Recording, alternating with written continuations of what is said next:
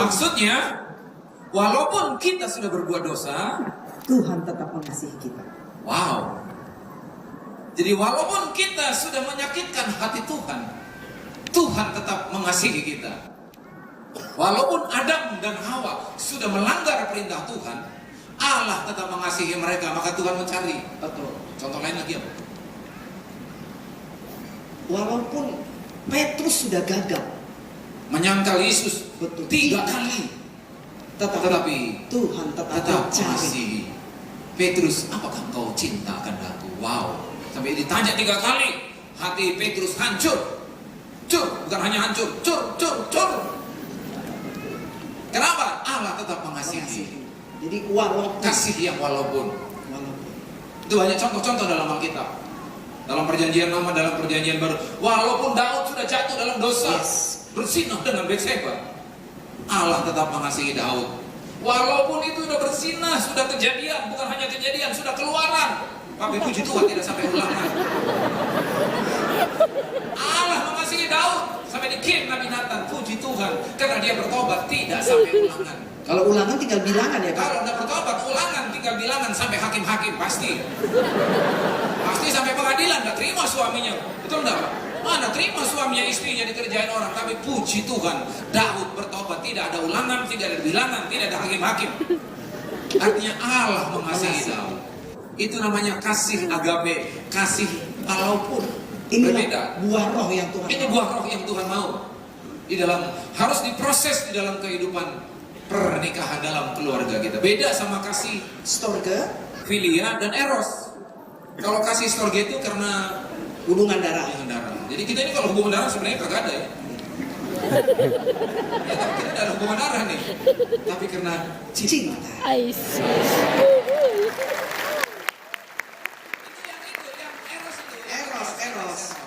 Eros itu karena juga. Karena dia istri saya Mengasihi dia. karena dia pintar, karena dia cinta Tuhan. Ini yang saya cinta pertama dulu, karena dia cinta Tuhan, bukan karena lain-lain. Tapi karena cinta Tuhan, wah ini orang ini kok baik ya orang ini. Kemudian akhirnya sama, saya juga karena kamu cinta Tuhan, saya suka sama kamu. Mau tahu yang kedua karena apa? apa? Karena kamu tinggi. Soalnya saya punya prinsip memperbaiki generasi keturunan. Iya. Cukup. Itu eros ya. Iya. Karena waktunya terbatas ini. Kita berpacu dengan waktu. Filia itu karena teman, persahabatan. Mungkin dia baik sama saya. Dia suka traktir makan. Iya, sering perhatiin saya. Sering perhatikan, sering suka SMS, suka kirim WhatsApp. Saya juga ya baik dong sama dia. Itu semua karena filia. Storge hubungan darah. karena hubungan darah. Karena dia ya orang tua saya, papi mami saya, ya saya sayang dong. Nah, Tuhan mau di dalam pernikahan kita bukan hanya storge, filia, eros apalagi. Tetapi yang Tuhan mau, dasar pernikahan, buah roh yang pertama itu harus keluar. Itulah agape. Tetapi bagaimana ini bisa keluar dari kehidupan pernikahan kita? Ini melalui proses. Makanya jangan heran kalau masuk di dalam pernikahan. Boleh tahu siapa yang belum menikah? Coba angkat tangan. Yang belum menikah. Yang belum menikah angkat tangan. Tinggi-tinggi jangan Banyak senang ya. supaya jelas statusnya jelas. Yang belum menikah tapi rindu menikah. Lu kok berkurang? Puji Tuhan. Nah ini dengar nih. Anda yang sudah menikah dan maksud saya yang belum menikah, nanti pernikahan itu justru apa? Dengar nih. Pernikahan itu bukan jalan-jalan. Katakan pernikahan bukan jalan-jalan. Pernikahan bukan jalan-jalan. Maksudnya apa itu?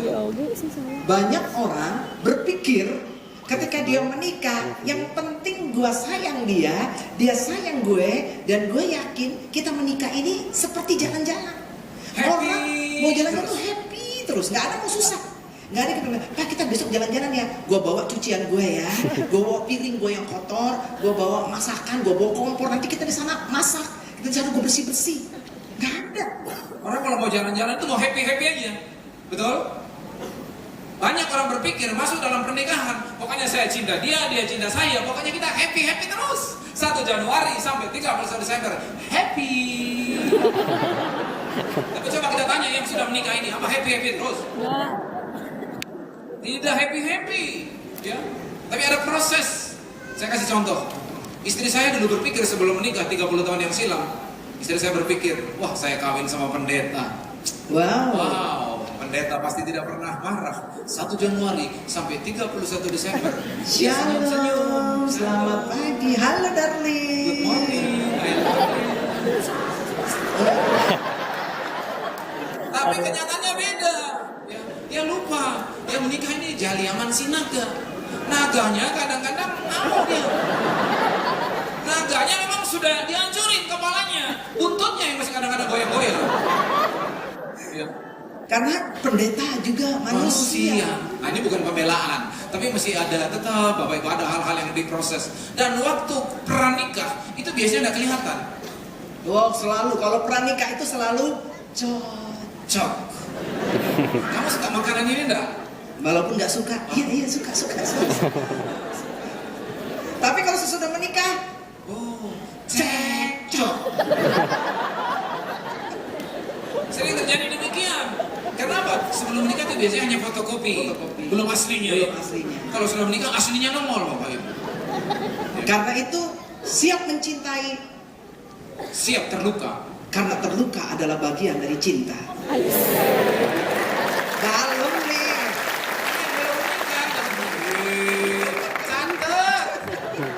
Kalau Anda belum terluka dengan pacar Anda, jangan menikah dengan dia. Itu Anda belum betul-betul jatuh cinta. Kalau betul-betul jatuh cinta pernah terluka. Ini kita tanya ini senior-senior kita yang sudah menikah. Oh ini alumni terluka.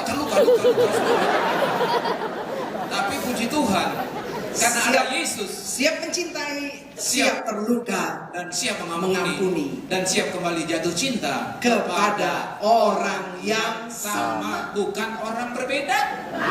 Nenek bilang itu berbahaya. Kakek pun setuju. Jadi harus orang yang sama. Saya sering terluka sama istri saya.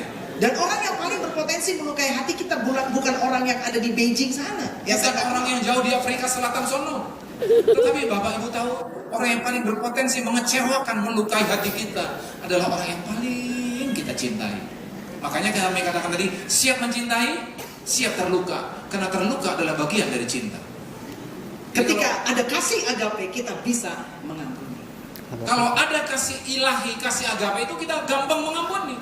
Sama seperti Yesus, walaupun dosamu merah. Sama juga. Jadi pernikahan itu bukan jalan-jalan. Tapi pernikahan itu adalah satu pembentukan karakter ilahi di dalam kehidupan kita. Meningkatkan kecerdasan spiritual, itu tujuan pernikahan. Yang kedua, pernikahan itu Bukan in the cost. Katakan bukan in the cost. Bukan in the cost. Siapa di sini yang pernah pengalaman kos? Coba angkat tangan. banyak. Oh, banyak. Coba saya tanya, Bapak Ibu yang pernah kos, kalau gentengnya rusak, bocor, apa Bapak beli genteng? Langsung bagusin. Langsung bagusin, enggak itu? Kalau air ledengnya rusak, patah misalkan, air yang rocor terus, udah deh, saya uang saku saya beliin aja. Tidak toh? Tapi paling lapor kepada bu kosnya. Banyak orang berpikir pernikahan itu seperti in the cost. Kalau ada masalah nggak mau diberesin. Akhirnya apa? Kalau masalah tidak mau diberesin, akhirnya semakin jauh. Semakin jauh. Masalah tidak diberesin lagi, semakin jauh. Semakin jauh. Nah kalau semakin jauh, ini bahaya. Kau di Ketika- sana, aku di sini. ada celah. Ada celah berpotensi. Ada orang ketiga muncul. Siapa Bapak Ibu itu orang ketiga? Bukan iblis. Itu sering itu mantan-mantan. Bisa jadi mantan-mantan. Dan juga teman-teman yang dekat dengan kita. Itu bisa menjadi mencuri tempat ada di tengah. Makanya pastikan suami istri itu yang sudah menikah, walaupun ada masalah, pastikan jangan ada jarak. Karena itu harus diselesaikan. Jadi bukan tempat in the cost, tapi harus dibereskan.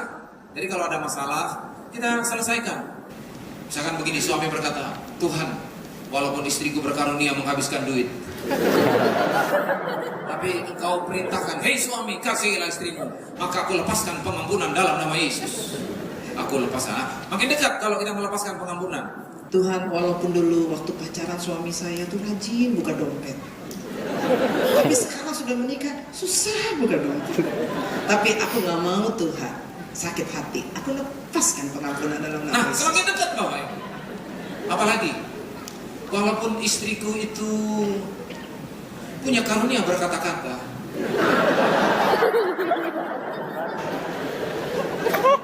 aku aku tetap mencintai dan melepaskan pengampunan. Makin dekat. Walaupun suamiku tuh suka lupa, untuk aja dia nggak lupa alamat pulang ke rumah.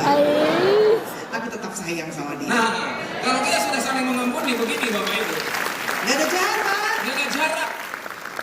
Jadi pastikan kita sebagai suami istri tidak ada jarak. Ayo katakan tidak ada jarak. Tidak ada jarak. Nah kalau sudah tidak ada jarak ini, kita bisa sehati. Ingat janji Tuhan kalau kita sehati, apapun doa kita, Tuhan akan menjawab doa kita. Doa kita, katakan amin. Dan ini harus dimulai dari pacaran. Dan kalau kita sudah sehati, kita bisa nyanyi Bu ya. Iya. Kita berdua menjadi satu dalam kasihnya, menjadi satu. Kita berdua menjadi satu, melayani Tuhan selama-lamanya. Amin. Apapun doa kita, kalau kita sehati dikatakan Bapa di sorga mendengar. Jadi untuk buah itu keluar kita diproses Bapak Ibu. Yes. Katakan diproses. Diproses. Jadi kasih itu penting, kasih agama itu. Jadi ketika ada proses itu jangan lari dari kenyataan. Kita siap diproses seperti kami kasih contoh tadi. Nanti kalau itu kita menang Bapak Ibu, ya. Nah ini saya kasih contoh lagi. Beberapa waktu yang lalu ketika kami dari satu tempat, kita mau pulang ke rumah. Nah kita salah jalan. Saya sudah bilang belok kanan, istri saya bilang lurus. Waduh, ini macet Bapak Ibu. Jakarta kalau sudah macet salah jalan kan itu bisa bukan hitungan menit, hitungan jam. Ini naganya sudah mau muncul nih. Tetapi beberapa hari yang lalu saya khotbah tentang buah roh. Tiba-tiba Roh Kudus katakan, mau marah, jangan marah. Penguasaan diri. Saya mau mulai marah, tapi saya ingat berapa hari yang lalu buah roh katanya penguasaan diri ya. Mau marah kagak jadi, ya diam aja diam. Jadi ketika kita berbuah Bapak Ibu, Tuhan izinkan ada masalah. Jadi ketika ada masalah, jangan langsung mempersalahkan orang-orang di sekitar kita. Tapi kita belajar, ini justru jalan yang dipakai Tuhan supaya itu buah keluar dari dalam kehidupan kita. Katakan amin. Amin. Ternyata begitu saya turun, saya tanya, mereka bilang, oh ini lurus lagi udah masuk tol. Oh benar Justru juga Tuhan rupanya. tolong kita keluar dari kemacetan. Ternyata istri saya yang benar, Bapak Ibu. Justru makin cepat kalau kita ikut jalan yang saya pilih tadi. Oh lebih lama. Makanya suami-suami kita jangan terlalu cepat kasih respon. Kalau istri kasih usul, udah terima. Nah dalam Pernikahan yang ketiga tadi pertama apa? Bukan jalan-jalan. Yang kedua bukan in the course. Yang ketiga Pernikahan itu bukan medan peperangan. artinya medan peperangan tempat bertengkar, tempat berkelahi, tempat mencari siapa yang salah, siapa yang benar. Bukan juga ajang untuk bermain jab kanan keluar, jab kiri keluar. Uppercut kiri. Bukan tempat KDRT. Artinya kalau ada masalah, Tuhan mau kita bukan mencari siapa yang menang, siapa yang salah, siapa yang benar. Tapi ketika Tuhan izinkan ada masalah, kita diberikan hikmat untuk mencari solusinya. Itu yang Tuhan mau. Dan ketika kita mengalami masalah, berarti Tuhan sedang izinkan ada sekolah dalam tanda kutip supaya buah roh ini keluar di dalam keluarga kita. Amin. Kita kasih contoh lain lagi. Walaupun istri saya pinggangnya sekarang 84 dan baru menikah 48, tapi cintaku tetap tidak berubah. Itu kasih agama itu. Sumber masalah, contoh Sumber masalah. bisa dalam keluarga kita. Ada perbedaan. Iya, perbedaan itu dalam pernikahan itu menjadi salah satu sumber masalah. Waktu kami pacaran, yang kami cari itu persamaan. Bahkan persamaan itu menjadi tanda itu jodoh dari Tuhan. Contoh. Kamu suka Panggil pasangan jangan panggil abang ya, tukang jangan panggil pulsa Koko abang. juga. Koko juga tukang jual pulsa juga ya. Harus punya panggilan sayang. Halo Beb. Halo, Beb, lu sukanya apa sih? Hobi. Hobinya suka traveling, jalan-jalan. Jalan-jalan. Gue juga suka tuh jalan-jalan. Jangan ikut-ikut loh. Bener, gue suka. Berarti kita betul-betul jodoh ya. Jodoh ya kalau kita. Oke, Keep fight. Jadi kesamaan itu dijadikan ukuran jodoh dari Tuhan. Bertanya lagi, Tapi kalau soal makan, kamu suka makanan apa? Aku suka daun ubi tumbuh. Ih, sama dong. Begitu ya? Itu mau pakai itu ya, Iya, kudu yang iya. pakai itu yang putih-putih. Iya, itu masakan warisan kan. Itu masakan warisan itu dari nenek moyang. Iya, itu nenek Wah, itu enak banget. Berarti kita betul-betul jodoh dong. Oh, ayo kali, give 5 lagi, give. Iya. Lagi pacaran begini. Yang dicari persamaan, Tetapi kalau sudah menikah, yang dihadapi apa? perbedaan. Perbedaan. Begitu muncul perbedaan, kita bisa berpikir, waduh, gua salah pilih kali. Kalau gua nikah sama pacar gua dulu nggak kayak begini. Tetapi pernikahan itu tidak bisa diritur. Kalau nggak cocok udah gua ritur ini. Bapak balik nggak bisa. Yang bisa membatalkan hanya kematian. Berat badan tidak bisa membatalkan pernikahan. Ekonomi tidak bisa membatalkan. Keadaan keuangan tidak bisa membatalkan. Kesehatan. Pernah satu waktu terjadi, baru 2 hari Pak menikah. Mereka telepon sama saya. Ada kabar, Pak, pernikahan ini bisa dibatalin enggak? Ya, emangnya kira kayak beli barang aja Bapak Ibu. Baru 48 jam untuk pernikahan ini dibatalin. Tidak bisa dibatalkan. Ya. Jadi tadi hobi sama. Hobi sama. Pas menikah baru ketahuan. Bapak Ibu. Nah, ini yang harus kita perhatikan. Di dalam pernikahan kita Bapak Ibu, ada hal-hal yang kecil yang kita tidak bisa rubah di dalam diri pasangan kita. Dan itu harus kita terima sebagai ketidaksempurnaan setiap pribadi. Anda menikah dengan siapapun, Anda bekerja dengan siapapun, kita di gereja manapun, tidak ada yang sempurna di setiap pribadi dalam tiap lembaga. Dan itu harus kita terima sebagai ketidaksempurnaan. Misalkan contoh begini. Biasanya kan kita jatuh bukan kena batu gede. Betul nggak? Nggak ada yang batu gede di depan langsung terjatuh. Batu kecil Bapak Ibu. Demikian juga masalah-masalah kecil, misalkan kulit pisang kita jalan-jalan kepleset gara-gara kulit pisang kecil. Demikian juga dalam keluarga sering masalah-masalah kecil membuat kita konflik, membuat kita cekcok. Kalau kita tidak terima, saya kasih contoh begini. Saya tidak suka kalau ambil baju di lemari, itu lemari harus ditutup kembali. Tapi istri saya kebiasaannya lain. Dia kalau buka lemari, dia senang supaya lemarinya tetap terbuka. Haleluya. Jadi saya bilang, kalau buka lemari ambil baju, tolong ini ditutup. Jadi saudara-saudara, sampai sekarang dia cenderung kalau buka ambil baju di lemari tetap terbuka. Jadi selama 30 tahun menikah, pekerjaan tukang tutup lemari. Tetapi masakan gara-gara lama tutup lemari aja kita cekcok. Nah itu yang harus kita terima, hal-hal yang kecil seperti itu harus kita terima. Tidak ada manusia yang sempurna. Dan hanya kasih agape yang bisa memampukan kita menerima akan hal ini. Coba, gara-gara titip bukan lemari kita cekcok. Aduh capek nih, betul nggak? Jadi rumah tangga pun jadi panas. Kami udah masalah buka lemari aja sudah terima. Nah, sementara bukan hanya dia, saya pun di pihak istri saya ada hal-hal yang tidak disukai. Nah, saya ini dibesarkan oleh keluarga yang ayah dan ibu saya, ayah saya memang sudah pejabat, saudara. Jadi mereka membesarkan kami dengan berkecukupan lah artinya.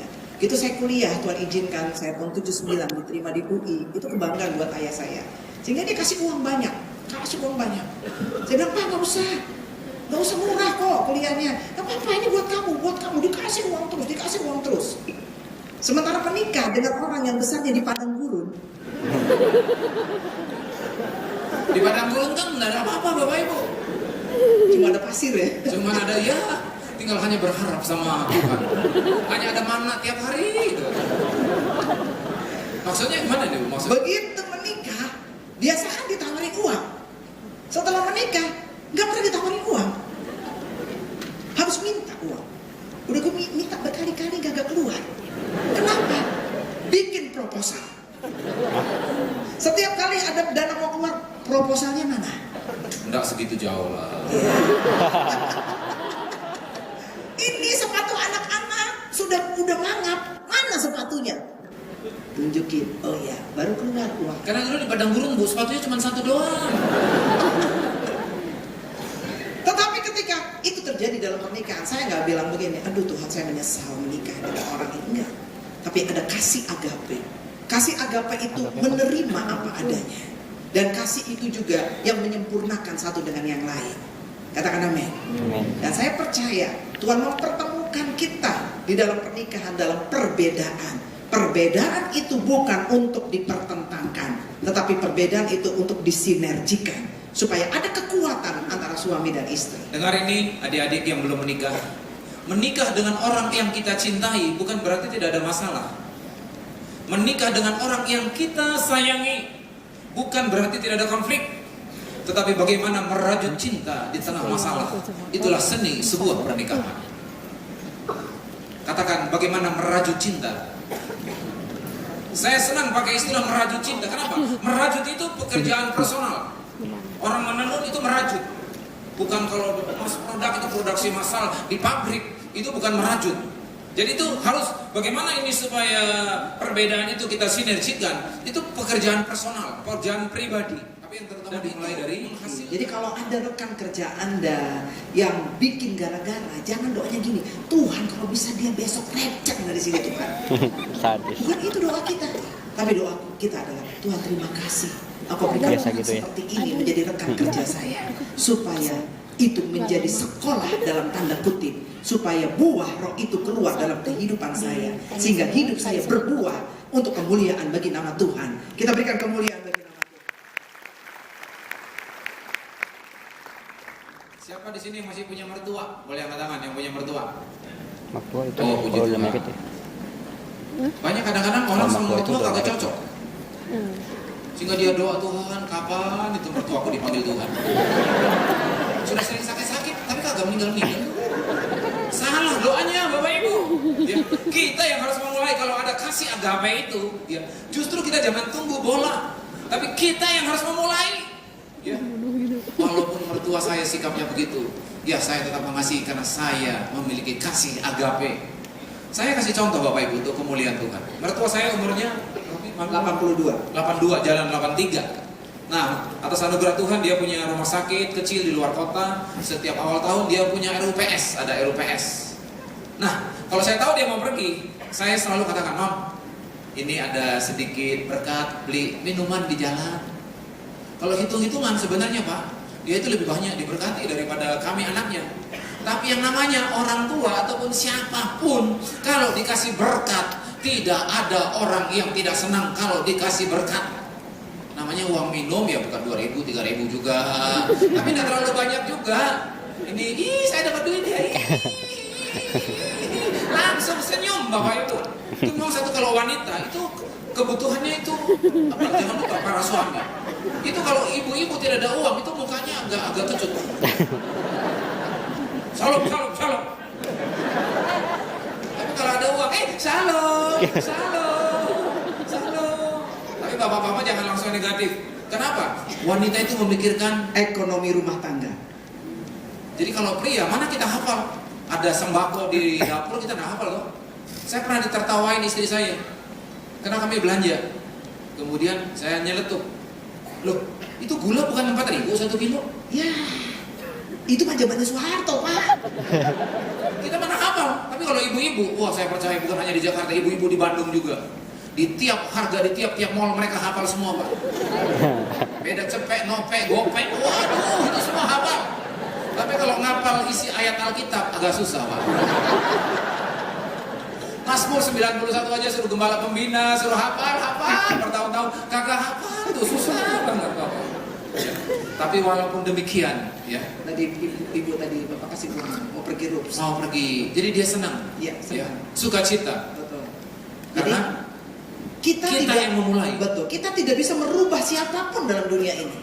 Saya tidak bisa merubah suami saya. Tetapi yang bisa saya rubah adalah respon saya terhadap apa yang dibuat oleh pasangan saya. Terutama respon saya terhadap apa yang dibuat yang saya tidak suka. Kalau dia melakukan sesuatu yang menyakitkan hati saya, respon saya yang saya rubah. Kalau dulu mungkin saya marah-marah, maka buah roh tidak keluar. Tetapi ketika saya merubahnya, respon saya, wah, dia menyakitkan hati saya. Tetapi saya belajar untuk mengampuni, saya mendoakan, maka buah roh itu keluar. Dan rumah tangga Anda pasti akan diberkati oleh Tuhan. Kita berikan kemuliaan dulu bagi Tuhan. Haleluya. Kalau buah roh yang di tengah, kasih, sukacita, damai sejahtera, kebaikan, kesabaran, semuanya itu lupa. Ingat aja yang di depan sama yang di belakang. Yang di depan itu kasih. Yang di belakang itu apa? Penguasaan diri. Katakan penguasaan diri. Penguasa. Coba langsung PowerPoint-nya langsung bagian terakhir.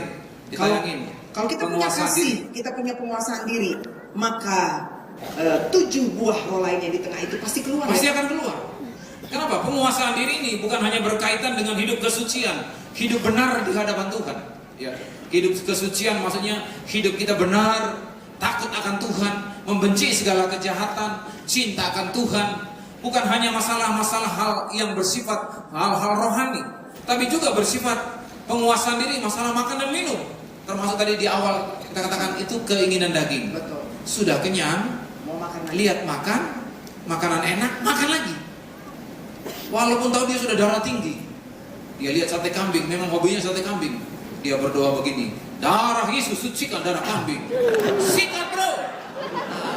Makanya bukan 5 tusuk, 20 tusuk. Habis makan sate kambing langsung 250 tensinya, stroke. Bapak Ibu, salah siapa? Ya salah sendiri. Makanya kita juga harus belajar penguasaan diri, bukan hanya dalam masalah rohani, tapi juga masalah Pengendalian nafsu. pengendalian makan dan minum. Ibu-ibu juga perlu banyak penguasaan diri, Pak.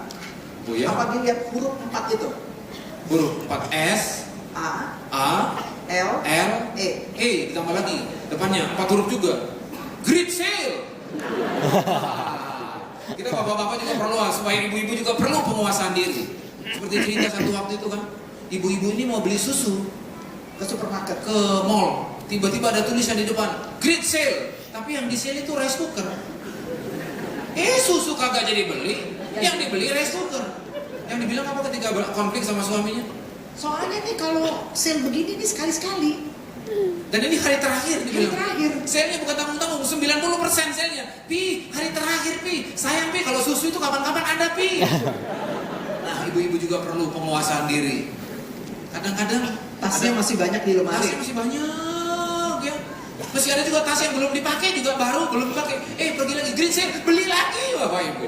Ini perlu penguasaan diri. Yes. Oke. Saya percaya kalau yang pertama kasih agape dan yang terakhir penguasaan diri itu keluar dari dalam kehidupan kita. Yang di tengah itu 7 buah roh lainnya. 7 buah roh lainnya juga pasti akan keluar dari dalam kehidupan kita. Yang rindu katakan amin. Amin. Kami undang boleh WL, boleh naik ke atas. Karena itu Bapak Ibu, sore hari ini mari kita pulang. Kita membawa oleh-oleh. Tuhan rindu supaya kita semua berbuah. Tidak ada yang tidak berbuah. Tetapi menghasilkan buah itu perlu proses. Dan kita harus siap diproses. Dan proses itu paling banyak kita alami di keluarga. Sebab Di tengah-tengah keluarga itu keluarga pernikahan merupakan kita. satu sekolah. Iya, sekolah. Karena itu mari, ketika Tuhan izinkan ada masalah, itu merupakan satu media, satu sarana supaya kita menghasilkan buah. Buah. Saya berdoa ketika Tuhan izinkan ada masalah, kita berdoa minta kekuatan sama Tuhan. Jangan pernah lari dari masalah tersebut. Sebab ketika respon kita benar, maka buah akan keluar dari kehidupan kita. Mari saya undang jemaat Tuhan bangkit berdiri. Kita naikkan satu pujian. Engkau adalah kekuatan kami, Tuhan. Biarlah pujian ini